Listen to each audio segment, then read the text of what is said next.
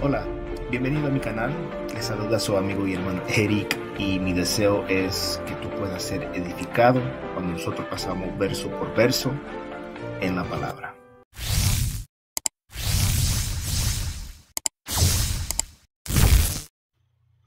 Hola y feliz domingo, familia en Cristo. Les saluda su amigo y hermano Eric. Bienvenidos a otro video más. Como muchos de los otros videos, tenemos otro tema súper interesante en la cual, para iniciar, quiero, rápidamente, de una manera resumida, hablar sobre las tres perspectivas que hay en cuanto al milenio. Y vamos a ir verso por verso viendo el estudio de hoy en el capítulo 20 de Apocalipsis, donde vamos a estar hablando, sobre Satanás siendo atado por 1000 años, sobre la victoria de triunfante de Cristo, sobre su reinado, donde algunas personas pueden tomar la interpretación y decir, bueno, esto tal vez es más simbólico, o otros van a decir, no, esto es literal, y otras personas, bueno, a la vez va a ser literal, pero a la vez como que todo lo que hemos vivido desde la resurrección de Cristo hasta ahora se podría considerar como el milenio. Esas son, algunas de las perspectivas que hay, pero bueno, vamos a ver lo que podemos aprender en este día. Si tienes su Biblia, acompáñame. Estamos en Apocalipsis 20. Y mira, si estos videos son de bendición para sus vidas, compártelos en sus redes, compártelos con otras personas. Y nuestro deseo, más que nada, mi deseo, es que tú puedas ser edificado en la palabra del Señor. Entonces, sin más preámbulos, vamos a la palabra del Señor. Apocalipsis, capítulo 20, versículos 1 al 6. Y dice la palabra del Señor: en el nombre del Padre, del Hijo y del Espíritu Santo. Y vi a un ángel que descendía del cielo con la llave del abismo y una gran cadena en su mano. Prendió al dragón, la serpiente antigua, que es el diablo y Satanás, y lo ató por 1000 años. Y lo arrojó al abismo y lo cerró y lo selló sobre él para que no engañara más a las naciones hasta que se cumplieran los 1000 años. Después de esto, debe ser desatado por un poco de tiempo. También vi tronos y se sentaron sobre ellos y se les concedió autoridad para juzgar. Y vi las almas de los que habían sido decapitados por causa del testimonio de Jesús y de las palabras de Dios, y a los que no habían adorado a la bestia ni a su imagen, ni habían recibido la marca sobre su frente ni sobre su mano, y volvieron a la vida y reinaron con Cristo por 1000 años. Los demás muertos no volvieron a la vida hasta que se cumplieron los 1000 años. Esta es la primera resurrección. Bienaventurado y santo es el que tiene parte en la primera resurrección. La muerte segunda no tiene poder sobre estos, sino que serán sacerdotes de Dios y de Cristo y reinarán con él por 1000 años. Ahora, existen tres interpretaciones, o más bien perspectivas, en cuanto a la duración y la naturaleza del periodo de los 1000 años. La primera es el premilenarista, que consideran el periodo de 1000 años como literal. Literalmente será un periodo de 1000 años durante el cual Jesucristo, en su cumplimiento de numerosas profecías que fueron escritos en el Antiguo Testamento, va a reinar sobre la tierra. Si tú quieres ver un poquito sobre esto, está en el Salmo capítulo 2, versos 1 al 12, Isaías capítulo 11, Joel capítulo 3, Sofonías capítulo 3, Zacarías capítulo 14, y lo que Jesús menciona en la mayor parte de Mateo capítulo 24. Las profecías hablando sobre el reino de los 1000 años, y el cumplimiento que va a ser literal. Entonces, esta perspectiva lo considera como literal. Sostiene que la segunda venida de Cristo va a dar inicio a este reinado de 1000 años. Ahora tenemos el post-milenarista, el que considera, mira, el periodo de los 1000 años lo ve más como algo simbólico que corresponde a una era dorada de justicia, de prosperidad espiritual, donde va a dar inicio con la propagación del evangelio durante la era eclesiástica presente. En otras palabras, lo que ha pasado desde que inicia la iglesia hasta el punto de la tribulación, se considera como simbólicamente el reinado del milenio. Donde según esta perspectiva, las referencias al reino de Cristo en la tierra se describen más bien no un reino literal, sino más bien un reino espiritual en el corazón de los creyentes en la iglesia. Y la última, el amilenarista interpreta los 1000 años como simbólica a un periodo extenso de tiempo. Esta perspectiva interpreta las profecías del Antiguo Testamento sobre el milenio como si ya hubieran tenido cumplimiento espiritual en la iglesia, tanto sea en la tierra como en el cielo, o como referencias genéricas al estado eterno. Esta es otra manera de referirse, en otras palabras, a la era de la iglesia, y este periodo concluirá o terminará con la segunda venida de Cristo. Ahora, puedes considerar estas tres perspectivas y te vas a encontrar con creyentes, tal vez de la misma congregación, tal vez creyentes, ¿verdad?, de otras iglesias locales o simplemente de otros países. Amigos, amistades, contactos que tienes en Facebook, ¿verdad? Van a tener diferentes puntos de mirar o interpretar el milenio, pero no hay razón para que esto cause división o controversia en la iglesia, porque este no es una doctrina esencial, sino más bien es una doctrina secundaria, porque cada uno de ellos, sea que eres premilenialista, postmilenialista, amilenialista, cada uno de nosotros, cualquiera de las tres en las cuales usted está o usted sostiene, tenemos que tener en cuenta lo siguiente, ¿verdad? Que lo más importante dentro del cristianismo es que reconocemos que Cristo volverá. Cada una de estas posiciones reconoce: Cristo volverá. Satanás será derrotado. Cristo reinará para siempre. Y sea lo que fuera o cuándo va a ser el milenio, lo importante es que Jesucristo unirá a todos los creyentes. No nomás a los que sostienen la primera postura o la segunda o la tercera. No, Cristo va a unir a todos los creyentes. Por lo tanto, no debemos permitir que este asunto nos divida. Entonces, eso es algo resumido en cuanto a las perspectivas. Tú puedes, si quieres buscar más información, hay muchísima información sobre esto. Pero bueno, vamos a entrar a Apocalipsis capítulo 20. Versículo 1 dice: y vi a un ángel que descendía del cielo con la llave del abismo y una gran cadena en su mano. Verso 2: prendió al dragón, la serpiente antigua, que es el diablo y Satanás, y lo ató por 1000 años. El abismo, si nosotros vemos la definición, parece significar el reino de los muertos. El ángel, ¿verdad?, nos describe aquí un ángel, tiene una gran cadena porque va a encadenar nada menos que a Satanás mismo, ¿verdad?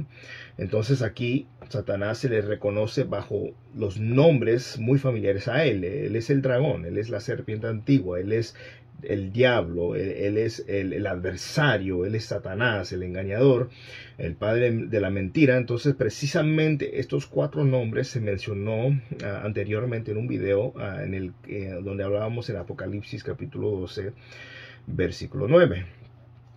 Verso 3 dice: y lo arrojó al abismo y lo cerró y lo selló sobre él para que no engañara más a las naciones hasta que se cumplieran los 1000 años. Después de esto debe ser desatado por un poco de tiempo. Ahora, recordemos que cuando Jesucristo fue a la cruz y estaba en la tumba, Satanás intentó apresar a Jesús y retener y mantenerlo en la tumba, pero no pudo.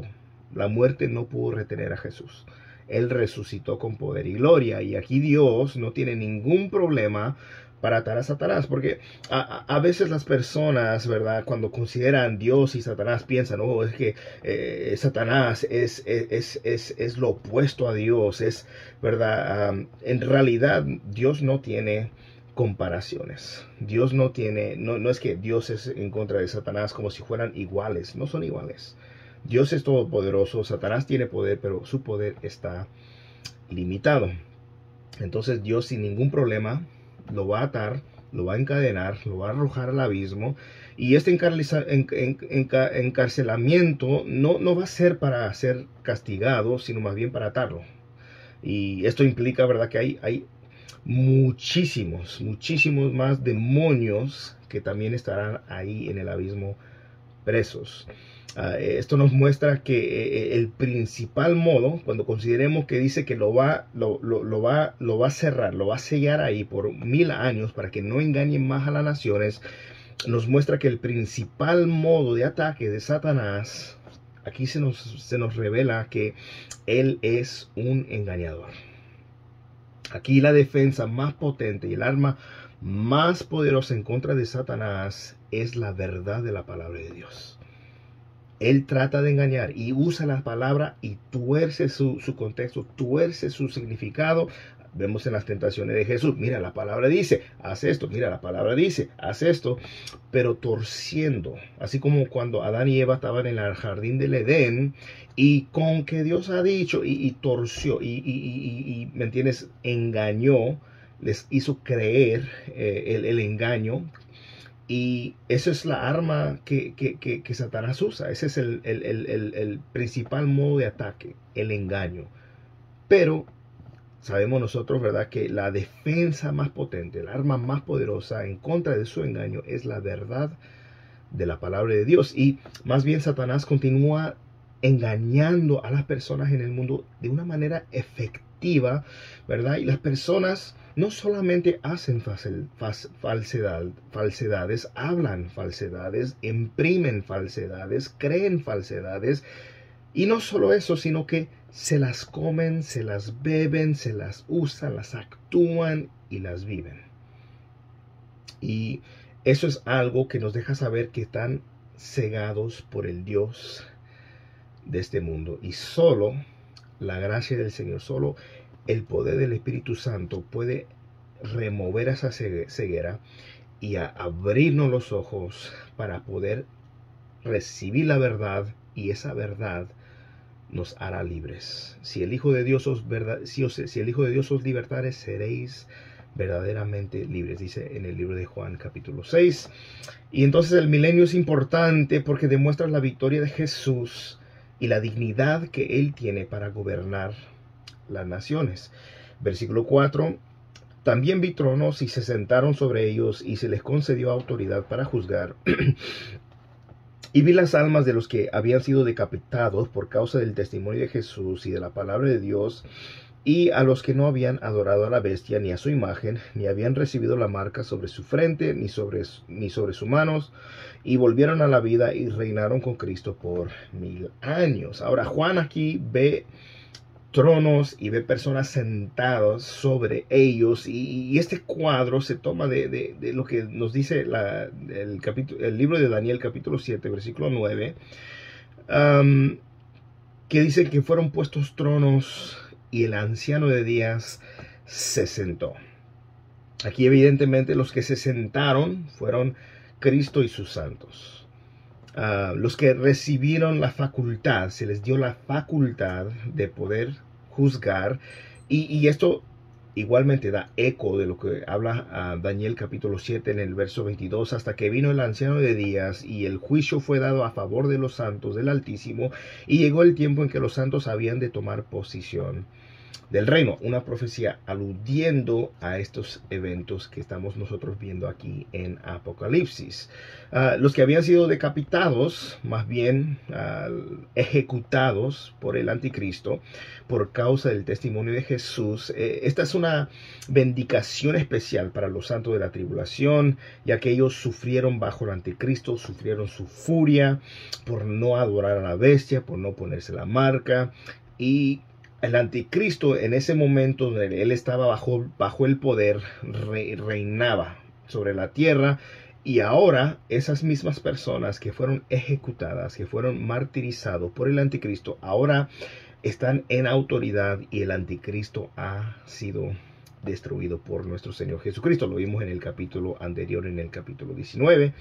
Y así que estos mártires son literales, pero también representan a todos los que han dado sus vidas en fidelidad a Jesús.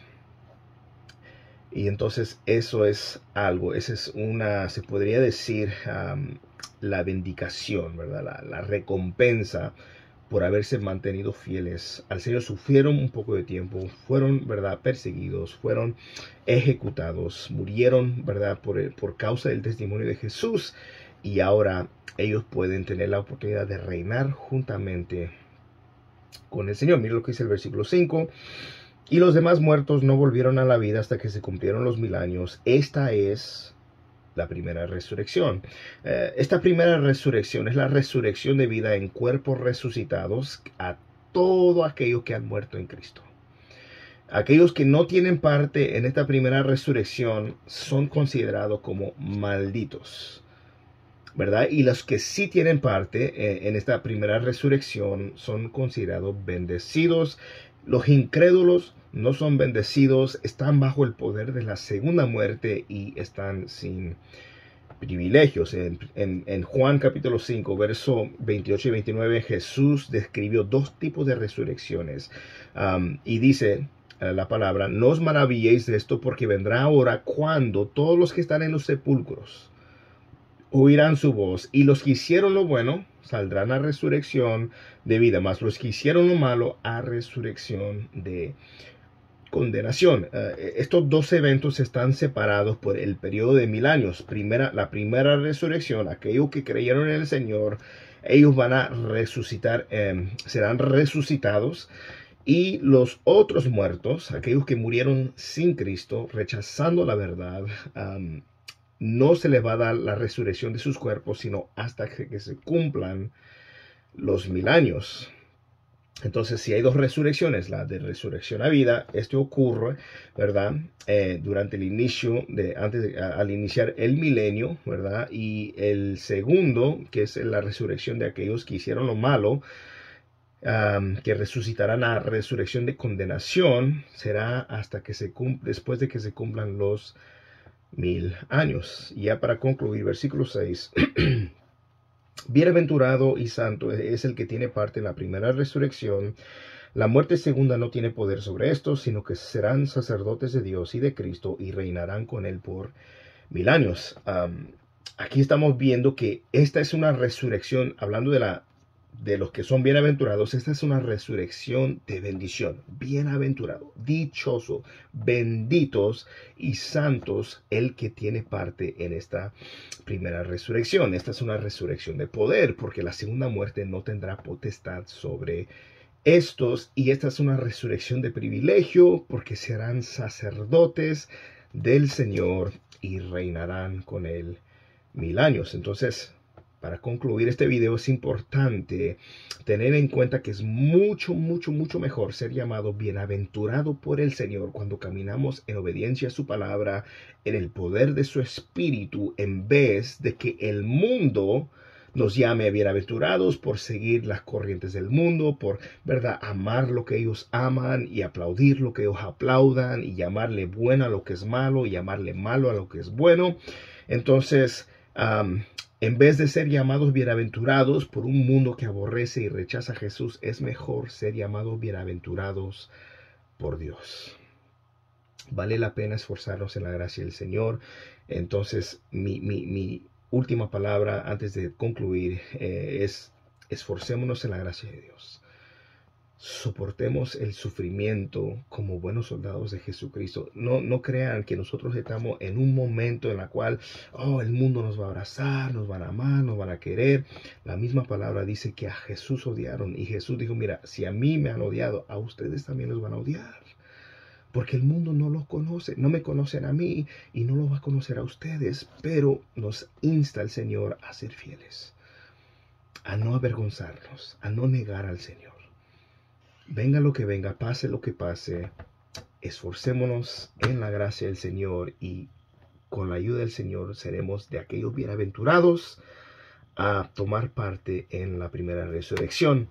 Que la paz y la gracia de nuestro Señor Jesucristo sea con ustedes. Y recuerden, mira, si este video es de bendición para sus vidas, les voy a pedir dos cosas. Número uno, llévenme sus oraciones para que el Señor me siga ayudando, me siga dando de su gracia y me ilumine para poder, ¿verdad?, traer y seguir compartiendo la verdad del Señor. Y número dos, Mira, si esto te bendice, compártelo. Compártelo con tus contactos, con otras personas, y espero que también sea de bendición para sus vidas. Que Dios me los bendiga.